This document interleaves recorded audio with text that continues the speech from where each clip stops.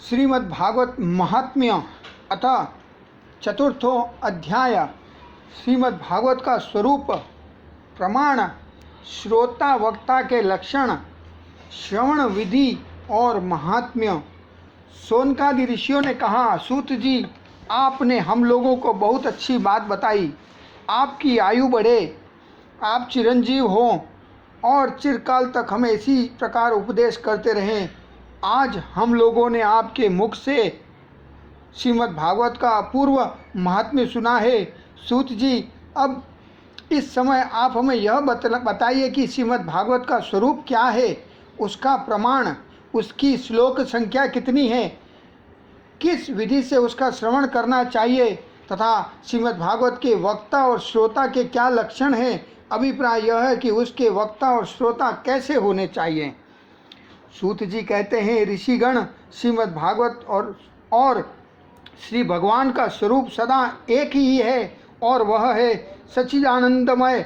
भगवान श्री कृष्ण में जिसकी लगन लगी है वह उन भावुक भक्तों के हृदय में जो भगवान के माधुर्य भाव को अभिव्यक्त करने वाला है, उनके दिव्य माधुर्य रस का आस्वादन कराने वाला सर्वोत्कृष्ट वचन है, उसे श्रीमद् भागवत समझो। जो वाक्य ज्ञान, विज्ञान, भक्ति एवं इनके अंगभूत साधन चतुष्टय को प्रकाशित करने वाला है तथा जो माया का मर्दन करने में समर्थ है, उसे भी तुम श्रीमद् भागवत समझो।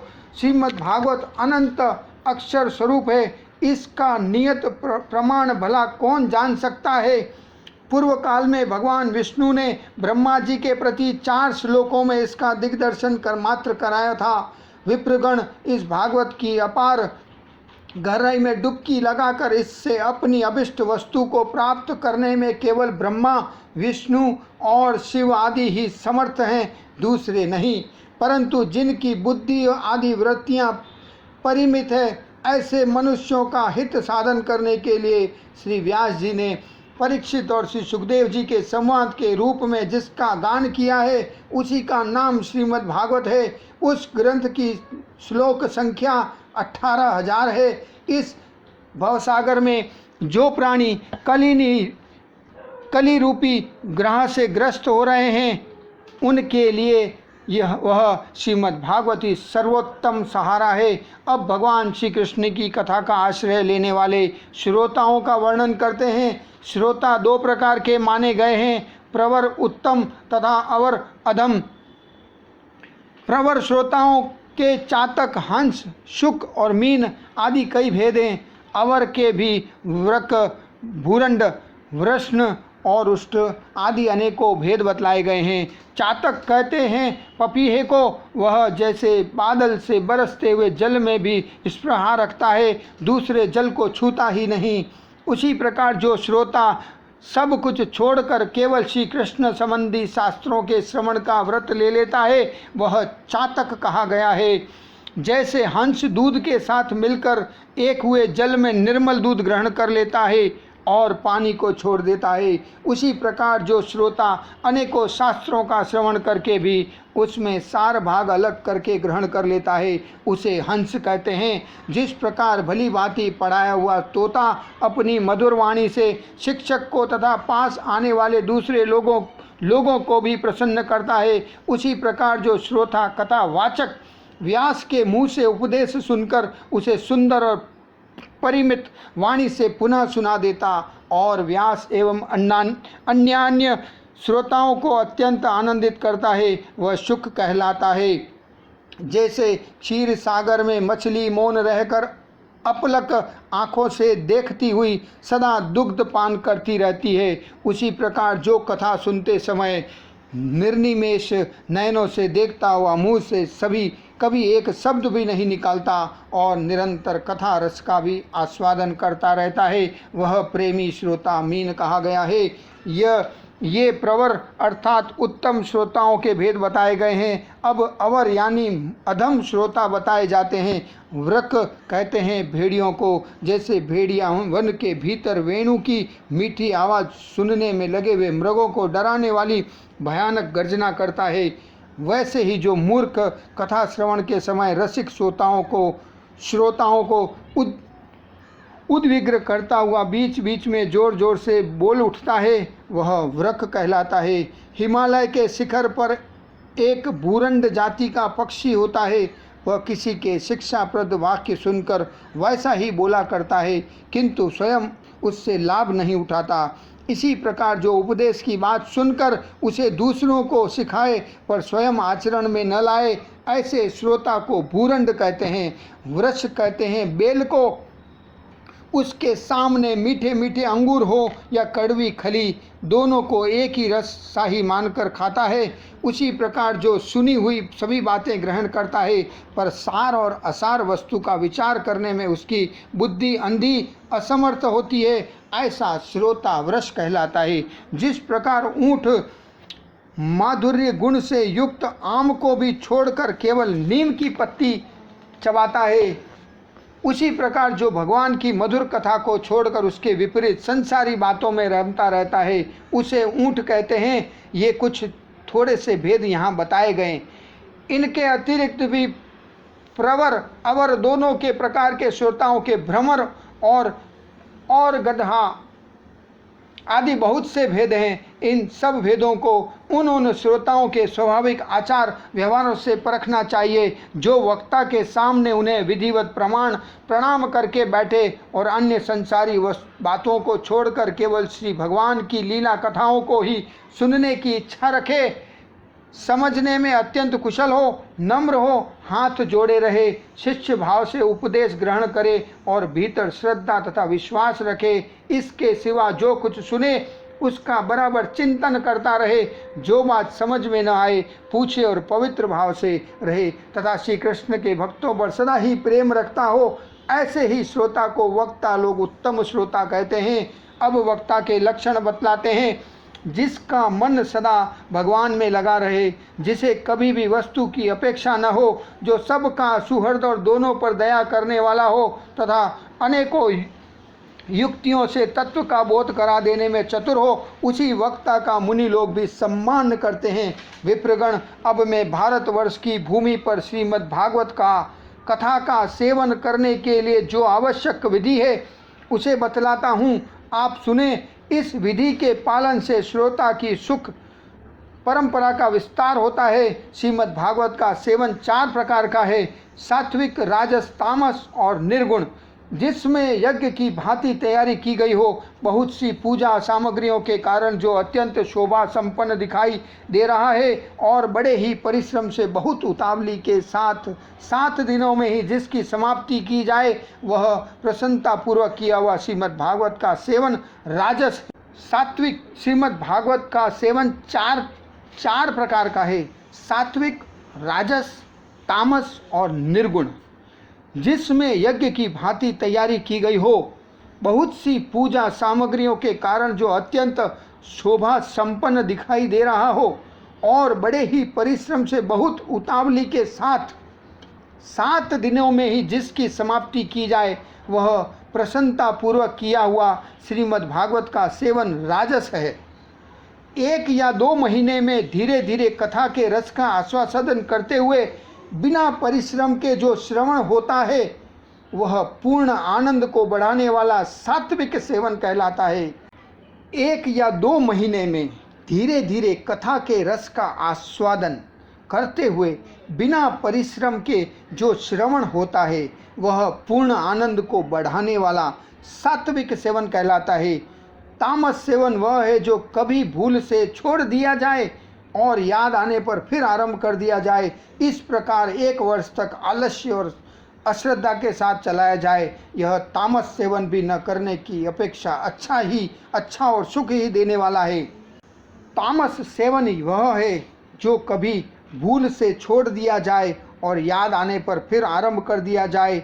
इस प्रकार 1 वर्ष तक आलस्य और अश्रद्धा के साथ चलाया जाए, वह तामस सेवन भी न करने की अपेक्षा अच्छा और सुख ही देने वाला है।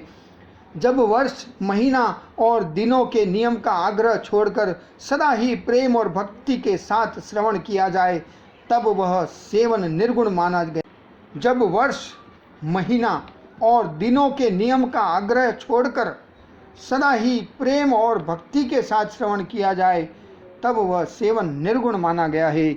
राजा परीक्षित और सुखदेव के संवाद में जो भी भागवत का सेवन हुआ था वह निर्गुण ही बताया गया है। उसमें जो 7 दिनों की बात आती है वह राजा की आयु के बचे हुए दिनों की संख्या के अनुसार है, सप्ताह कथा का नियम करने के लिए नहीं। भारतवर्ष के अतिरिक्त अन्य राजा परीक्षित और सुखदेव के संवाद में जो भी भागवत कथा का सेवन हुआ था वह निर्गुण ही बताया गया है। उसमें जो 7 दिनों की बात आती है वह राजा की आयु के बचे हुए दिनों के संख्या के अनुसार है, सप्ताह कथा का नियम करने के लिए नहीं। भारतवर्ष के अतिरिक्त अन्य स्थानों में भी त्रिगुण सात्विक, राजस और तामस अथवा निर्गुण सेवन अपनी रुचि के अनुसार करना चाहिए। तात्पर्य यह है कि किसी प्रकार भी हो सके श्रीमद् भागवत का सेवन, उसका श्रवण करना ही चाहिए। जो केवल श्री कृष्ण की लीलाओं के ही श्रवण, कीर्तन एवं रसास्वादन के लिए लालायित रहते और मोक्ष की भी इच्छा नहीं रखते, उनका तो श्रीमद् भागवत ही धन है तथा जो संसार के दुखों से घबरा कर अपनी मुक्ति चाहते हैं उनके लिए भी यही भवरोग की औषधि है। अतः इस कलिकाल में इसका प्रयत्न पूर्वक सेवन करना चाहिए। इनके अतिरिक्त जो लोग विषयों में ही रमण करने वाले हैं, सांसारिक सुखों की ही जिन्हें सदा चाह रहती है, उनके लिए भी इस कलयुग में सामर्थ्य, धन और विधि का विधान का ज्ञान न होने के कारण कर्म मार्ग यज्ञादि से मिलने वाली सिद्धि अत्यंत दुर्लभ हो गई है। ऐसी दशा में उन्हें भी सब प्रकार से अब इस भागवत कथा का ही सेवन करना चाहिए। यह श्रीमद् भागवत की कथा धन, पुत्र, स्त्री, हाथी, घोड़े आदि वाहन, यश, मकान और निष्कंटक राज्य भी दे सकती है। सकाम भाव से भागवत का सहारा लेने वाले मनुष्य इस संसार में मनोवांछित उत्तम भोगों को भोग कर अंत में श्रीमद् भागवत के ही संग से श्री हरि के परम धाम को प्राप्त हो जाते हैं। जिनके यहाँ श्रीमद् भागवत की कथा वार्ता होती हो तथा जो लोग इस कथा के श्रवण में लगे रहते हों, उनकी सेवा और सहायता अपने शरीर और धन से करनी चाहिए। उन्हीं के अनुग्रह से सहायता करने वाले पुरुष को श्रीमद् भागवत सेवन का पुण्य प्राप्त होता है। कामना 2 वस्तुओं की होती है, श्री कृष्ण की और धन की। श्री कृष्ण के सेवा जो कुछ भी चाहा जाए यह सब धन के अंतर्गत है, उसकी धन संज्ञा है। श्रोता और वक्ता भी 2 प्रकार के माने गए हैं, एक श्री कृष्ण को चाहने वाले और दूसरे धन को। जैसा वक्ता वैसा ही श्रोता भी हो तो वहाँ कथा में रस मिलता है, अतः सुख की वृद्धि होती है। यदि दोनों विपरीत विचार के हों तो रसाभास हो जाता है, अतः फल की हानि होती है। किंतु जो श्री कृष्ण को चाहने वाले वक्ता और श्रोता हैं, उन्हें विलंब होने पर भी सिद्धि अवश्य मिलती है। पर धनार्थी को तो तभी सिद्धि मिलती है जब उनके अनुष्ठान का विधि विधान पूरा उतर जाए। श्री कृष्ण की चाह रखने वाला सर्वथा गुणहीन हो, उसकी विधि में कुछ कमी रह जाए तो भी यदि उसके हृदय में प्रेम है तो वही उसके लिए सर्वोत्तम विधि है। सकाम पुरुष को कथा की समाप्ति के दिन तक स्वयं सावधानी के साथ सभी विधियों का पालन करना चाहिए। भागवत कथा के श्रोता और वक्ता दोनों के ही पालन करने योग्य विधि यह है, प्रतिदिन प्रातःकाल स्नान करके अपना नित्य कर्म पूरा कर ले, फिर भगवान का चरणामृत पीकर पूजा के सामान से श्रीमद् भागवत की पुस्तक और गुरुदेव व्यास का पूजन करें। इसके पश्चात अत्यंत प्रसन्नतापूर्वक श्रीमद् भागवत की कथा स्वयं कहे अथवा सुने, दूध या खीर का मौन भोजन करें, नित्य ब्रह्मचर्य का पालन और भूमि पर शयन करें, क्रोध और लोभ आदि को त्याग दें, प्रतिदिन कथा के अंत में कीर्तन करें और कथा समाप्ति के दिन रात्रि में जागरण करें। समाप्ति होने पर ब्राह्मणों को भोजन कराकर उन्हें दक्षिणा से संतुष्ट करें। कथावाचक गुरु को वस्त्र, आभूषण आदि देकर गो भी अर्पण करें। इस प्रकार विधि विधान पूर्ण करने पर मनुष्य को स्त्री, घर, पुत्र, राज्य और धन आदि जो भी उसे अभिष्ट होता है वह सब मनोवांछित फल प्राप्त होता है। परंतु सकाम भाव से बहुत बड़ी विडंबना है, वह श्रीमद् भागवत की कथा में शोभा नहीं देता। परंतु सकाम भाव बहुत बड़ी विडंबना है, वह श्रीमद् भागवत की कथा में शोभा नहीं देता। श्री सुखदेव जी के मुख से कहा हुआ यह श्रीमद् भागवत शास्त्र तो कलयुग में साक्षात श्री कृष्ण की प्राप्ति कराने वाला और नित्य प्रेमानंद रूप फल प्रदान करने वाला है। इति श्री स्कांदे महापुराण एकाशीति सहस्रयां संहितायां द्वितीय वैष्णव खंडे श्रीमद्भागवत महात्म्ये भागवत श्रोत विकृत लक्षण श्रवण विधि निरूपणम नाम चतुर्थो अध्याय समाप्तिदम मिदम श्रीमद्भागवत महात्म्यम। हरिओम तत्सत, हरिओम तत्सत, हरिओम तत्सत।